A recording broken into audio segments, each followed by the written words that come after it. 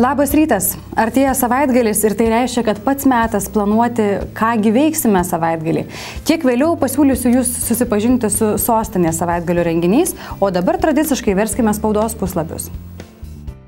Šįryt spauda praneša apie tai, kad vakar Lietuva neteko žymaus lietuvių pianisto, dirigento ir pedagogo Rimo Geniušo. Rimas Geniušas pusę amžiaus dirigavo Nacionalinėme operos ir baleto teatre. Jame pastatė per 30 premjerų. Savo patirtimi maestro dalijosi su jaunimu. Muzikas iškeliavo anapilin vakar, vasario 1-ąją, eidamas 92 metus. Atsisveikinti su velioniu bus galima šeštadienį Lietuvos Nacionalinėme operos ir baleto teatre ir Lietuvos muzikos ir teatro akademijoje.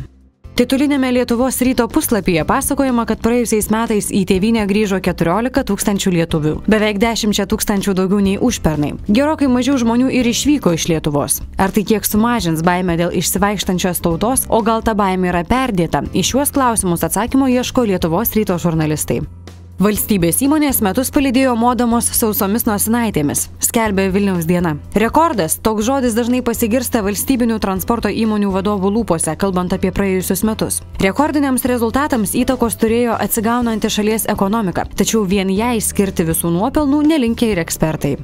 Vėl bręsta idėjos sugrįžti prie nacionalinio stadiono statybų projekto. Sostinės valdžia jau artimiausiu metu tikisi rasti lėšų 2 futbolo aikštynų statyboms prie nacionalinio stadiono griaučių pradėti. Daugiau apie tai skaitykite Vilniaus dienoje. Verslo žiniose skaitykite, kad pirmininkavimas ES tarybai užduotis formuluoja ir verslui. ES tarybai 2013 metų antrąjį pusmetį pirmininkausianti Lietuva per tą laikotarpį sulauks kelių dešimčių tūkstančių lankytojų, organizuos kelias dešimtis renginių. Verslui bus progų užsidirbti, tik reikia deramai tam pasirengti. O iš pirmininkavimo organizatorių tikimasi pakankamai informacijos apie tai, kokių paslaugų reikės.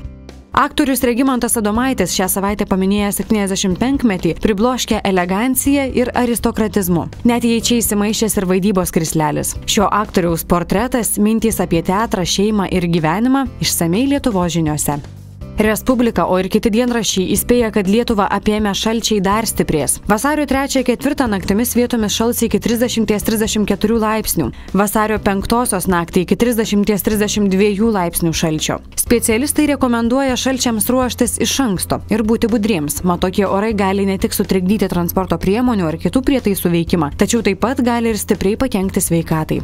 Lietuvos rytas praneša, kad nemenkas speigas nesutrukdys šeštadienį surengti sartų žirgų lenktynių. Taip vakar nutarė Dusetose vykstančių lenktynių organizatoriai. Veterinarijos specialistai prieštarautų varžyboms tik tada, jei dieną laikytųsi 25 laipsnių šaltis, o sinoptikai šeštadienio dieną prognozuoja tik iki 20. Hipodrome turėtų varžytis 90 greičiausių ristūnų.